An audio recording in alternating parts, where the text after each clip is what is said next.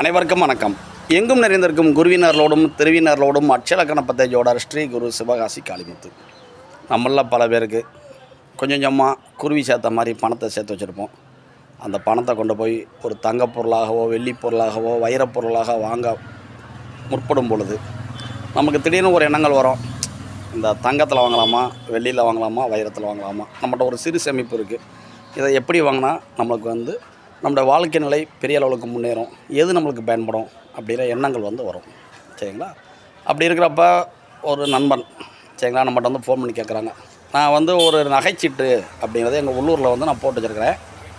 10 மாதம் கட்டிட்டேன். இன்னும் 2 மாதம் கட்டினதுக்கு பிறகு அந்த பணத்திற்கான மொத்த பணத்தையும் நம்மளுக்கு கொடுப்பாங்க.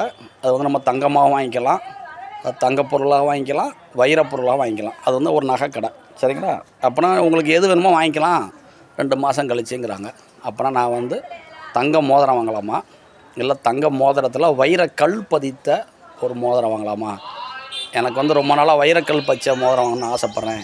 எது என் ஜாதத்துக்கு கரெக்டாக வரும் அப்படின்னு கேட்டாங்க. நம்ம அதுக்கு என்ன விவரம் சொன்னோங்கிறத இப்போ பார்ப்போம். சரிங்களா? நன்றி. அனைவருக்கும் வணக்கம். இதுதான் அவங்களுடைய ஜாதகம். பிறப்புகால லக்னம் அப்படிங்கிறத பார்த்தீங்கன்னா மிதுனம். இன்றைய வயதின் லக்னம் அட்சய லக்னம் அப்படிங்கிறது எங்கே போகுது அப்படின்னா துலாம் போகுது. இயங்குகின்ற நட்சத்திர புள்ளி சுவாதி 2 ராகுவோட நட்சத்திரங்கள். சரிங்களா?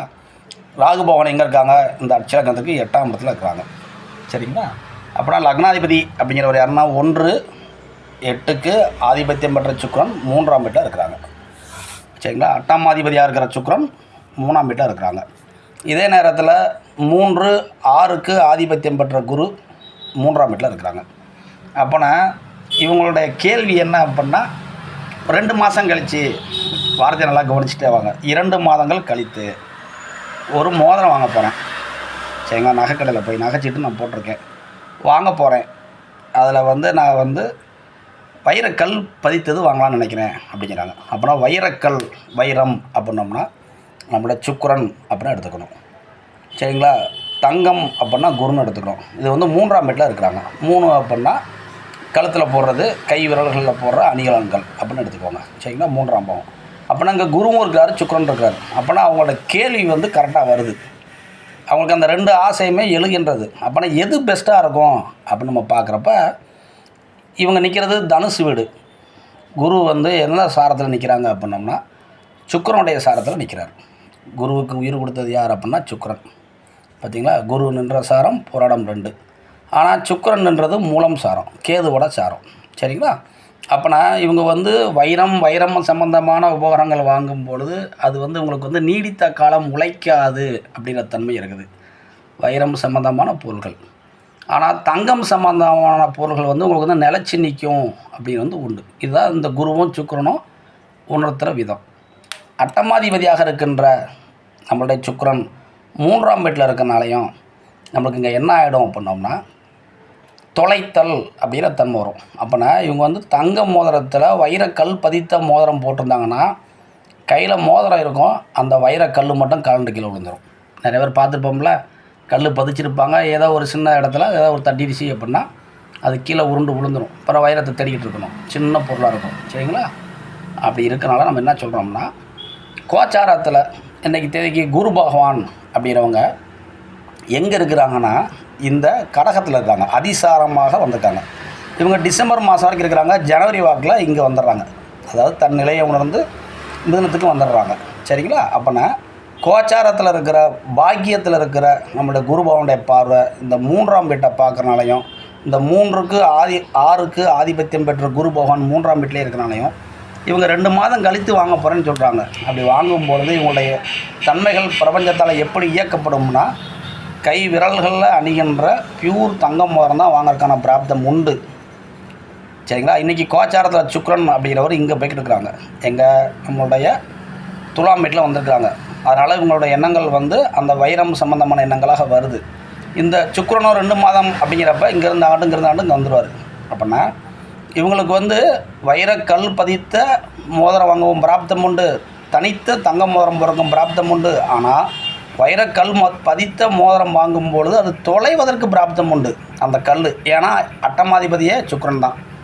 ஆனால் இங்கே 6ஆம் அதிபதியும் குரு தானே, அப்படின்னா அதை சொல்ல மாட்டேங்கிறீங்களே அப்படின்னா உண்மை தான். ஆனால் அவர் 3, 6க்கு ஆதிபத்தியம் பெற்றவர். 3ங்கிறது விரல்களில் போடுற அணிகலன்கள், சரிங்களா, நம்ம அதை போடுறோம். அப்படி இருக்கிறனாலையும் கோச்சார குரு பகவான் வந்து 9ஆம் இடம்ங்கிற பாக்கியஸ்தானத்திலேருந்து 3ஆம் வீட்டை பார்க்கனாலும் அது வந்து நல்ல தன்மையில் ஒரு பொருளாக கிடைக்கும். அப்படின்னால இவங்க வந்து பெரும்பாலும் அந்த தங்க மோதிரம் அணிவதற்கு பிரபஞ்சம் வந்து கரெக்டாக இயக்குது. ஆனால் ஜாதகர் அப்படிங்கிறவர் வைரக்கல் பதித்தது அணிஞ்சார் அப்படின்னோம்னா, எனக்கு அதான் ஆசைப்பட்றேன், நான் அதான் வாங்க போகிறேன் அப்படின்னு இந்த 3ஆம் இடத்துல அணிஞ்சார் அப்படின்னா, அது 8க்கு 8ஆம் இடங்களால் அந்த பொருள்கள் இவர் அறியாமல் தொலைந்து போவதற்கான பிராப்த கூறுகளும் உண்டு. அப்புறம் இந்த நேரத்தில் நம்ம இதை எப்படி ஹேண்டில் பண்ணலாம் அப்படின்னோம்னா, ஒரு நகை கடைக்கு போகிறோம், நம்மளுக்கான பணச்சீட்டு போட்டு பணம் சேர்த்து வச்சுருக்கோம். அந்த பொருளின் மதிப்பிற்கு பழைய விற்பனைக்கு வந்த ஒரு பெரிய பெரிய பணக்காரங்க நம்ம சொல்கிற மாதிரி தேர்ந்தெடுத்த ஒரு வைரக்கல் பதித்த பழைய மோதிரத்தை கொடுத்துட்டு புதுசு வாங்கிட்டு போயிருப்பாங்க. அப்படி ஏதாவது இருந்ததுன்னா அதை வாங்கலாம். 8 அப்படின்னா உடைக்கிறதுக்கு வர்ற, சரிங்களா, பிரச்சனைக்குரிய, இல்லை ஒருத்தவங்க பிரச்சனைக்காக அந்த பொருளை கொடுத்துட்டு பணம் வாங்கிட்டு போயிருக்காங்க கடையில் அப்படிங்கிற பொருள் வந்தால் உங்களுக்கு நல்லாயிருக்கும். அப்படின்னா புதிதாக வாங்குவதை விட பழைய வைரக்கல் உள்ள ஒரு மோதிரம் வாங்குறது பெஸ்ட்டு. அப்படி இல்லை அப்படின்னா புதுசாக இருக்கிற நம்மளுடைய தங்க மோதிரம் போகட்டுருக்கிறது இவங்களோட ஜாதக ரீதியாக வந்து நன்மை கொடுக்கும் அப்படின்னு புரிய முடியுது.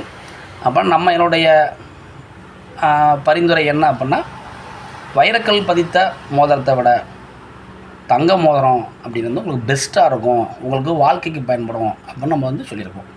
இப்படி தாங்க எங்கும் எதுவும் எப்பொழுதும் இந்த ஜாதகத்தில் கிரகங்களோட ஆதிபத்தியத்தை எடுத்துக்கிட்டு அவங்க எங்கே இருக்காங்க, அவங்க கோச்சாரத்தில் எங்கே போகிறாங்க அப்படின்னு சொல்லி கூட நம்ம வந்து பலன் எடுக்க முடியும். இவங்க என்ன மோதிரம் வாங்கினாங்க, என்ன செஞ்சாங்கங்கிறத நம்ம ஜனவரியில் தெரிஞ்சிடும். நம்மகிட்ட எப்படியும் கண்டிப்பாக சொல்லுவாங்க. நேரம் இதை வந்து ஒரு தொகுப்பாக கூட போடுவோம், சரிங்களா. ஜனவரி 2026 வரைக்கும் போடுங்க.